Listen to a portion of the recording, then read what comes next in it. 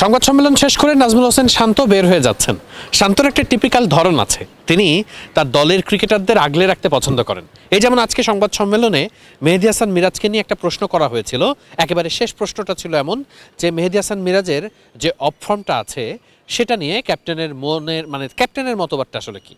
নাজমুল হোসেন শান্তর সাথে সাথে বলেছেন মিরাজ অফ ফর্মে নেই, এমন প্রশ্নের কোনো যৌক্তিকতা নেই এবং মিরাজ তার দলের বেস্ট ক্রিকেটার।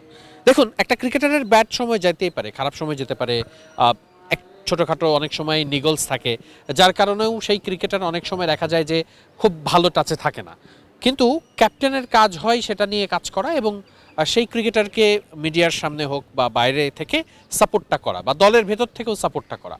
নাজমুল হোসেন শান্ত সেই কাজটা খুব ভালো মতো করতে পারেন। এটা শুধু এই যে আজকের প্রেসমিট বলে নয়, এর আগেও আমরা মাঠে তো থাকি, আমরা দেখি যে শান্ত কিভাবে মাঠে ম্যানেজমেন্ট করেন, কিভাবে ক্রিকেটারদের সঙ্গে কথা বলেন, ম্যাচে তার ইম্প্যাক্ট কতটা থাকে, এই ব্যাপারগুলো তো আমরা আসলে একেবারে সামনে থেকে দেখার চেষ্টা করি বা সেই সুযোগটাও থাকে। সেই জায়গাটাতেই নাজমুল হোসেন শান্ত বেশ ফিট বলবো। এবং আরেকটা ব্যাপার যে শান্ত আজকে খুব দারুণ একটা কথা বলেছেন যে আজকের এই টেস্ট ম্যাচের পরে বাংলাদেশের পরবর্তী যে টেস্ট ম্যাচটা খেলবে সেটার মাঝে কিন্তু একটা বড় বিরতি আছে। তাই শান্তর কাছে মনে হয়েছে এর আগে যদি তারা একটা 4 ডে ম্যাচ বা 2টা 4 ডে ম্যাচ খেলতে পারতো, সেটা বাংলাদেশ এই দলের হয়ে বিদেশি কোনো দলের সাথে হতে পারে বা দেশের মাঠেও হতে পারে। তারা চায় যে এইরকম যদি কোনো একটা ম্যাচ বা টুর্নামেন্টের ব্যবস্থা থাকে তাহলে যারা টেস্ট ফরম্যাটটাই শুধুমাত্র খেলেন, আপনি মুশফিকুর রহিমের কথা বলতে পারেন, মমিনুল হকের কথা বলতে পারেন, খালেদ আহমেদ, ইবাদত হোসেন, ইভেন ক্ষেত্র বিশেষে আমরা দেখছি যে হাসান মাহমুদ শুধুমাত্র লাল বলটাই তার বেশি কনসেন্ট্রেশন করতে হচ্ছে।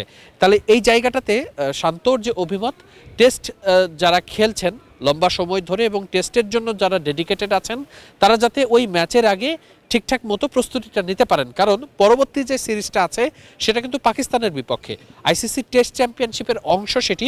তাই প্রত্যেকটি পয়েন্ট গুরুত্বপূর্ণ এবং সেটা নিয়ে কিন্তু শান্ত খুব বড় করেই বলেছেন যে তিনি চান যে তার দলের ক্রিকেটাররা ঘরোয়া ক্রিকেটে খেলুক, 4 ডে ম্যাচ খেলুক, সেখানে পারফর্ম করুক। কারণ আশরাফুল গতকালকে একটা কথা বলেছেন যে আপনি ঘরোয়া ক্রিকেটে যখন 200-300 রান করবেন তখন আপনার মধ্যে কনফিডেন্স আসবে যে না, আপনি এই আন্তর্জাতিক ম্যাচে যখন নামবেন সেখানে আপনি 150 রান করতে পারবেন বা 200 রান করতে পারবেন। কিন্তু ঘরোয়া ক্রিকেটে যদি আপনার সেটা করার অভ্যাস না থাকে তাহলে কিন্তু সেটা খুব কঠিন হবে। তাই শান্তর কাছে এটা খুব স্পষ্ট একটা বার্তা, তিনি তার দলের ক্রিকেটারদের কাছে যেটা আশা করেন যে তারা ঘরোয়া ক্রিকেট খেলবে এবং সেটার যে একটা গুরুত্ব আছে সেটা তিনি বুঝিয়েছেন আরও কয়েকটা কথা বলে। যেমন মার্শাল আইয়ুব কিংবা যারা জাতীয় দলে হয়তো আর আসবেন না কিন্তু তারা কত রান করছেন, কেউ 11,000 রান করেছেন, কেউ সেঞ্চুরি করেছেন, এই গল্পগুলোও শান্ত কিন্তু প্রেসমিটে বলেছেন। অর্থাৎ তিনি যে প্রত্যেকটা প্লেয়ার কত রান করছেন, কত উইকেট নিচ্ছেন, এই খোঁজ খবরগুলো রাখেন, এই বার্তাটা তিনি আসলে দেওয়ার চেষ্টা করেছেন।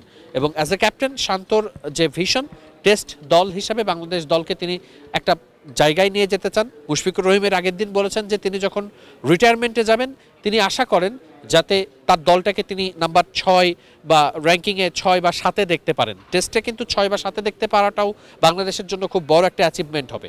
তাই শান্ত ক্যাপ্টেন হিসাবে যে পথ তিনি ধরেছেন বা যেই স্বপ্ন তিনি দেখছেন, মুশফিকরা যে স্বপ্নটা দেখছেন, সেটা যদি সবাই মিলে এবং দলের প্রত্যেকটা ক্রিকেটারের মধ্যে সেই একই স্বপ্ন থাকে, একই চেষ্টা থাকে এবং সেই পরিকল্পনা থাকে, তাহলে সেটি যে একটা সময় বাংলাদেশ দল অর্জন করবে সেটি হলফ করে কিন্তু বলাই যায়। মিরপুর শেরেবাংলা জাতীয় ক্রিকেট স্টেডিয়াম থেকে ওয়াহিদ মুরাদ, মিডফিল্ড।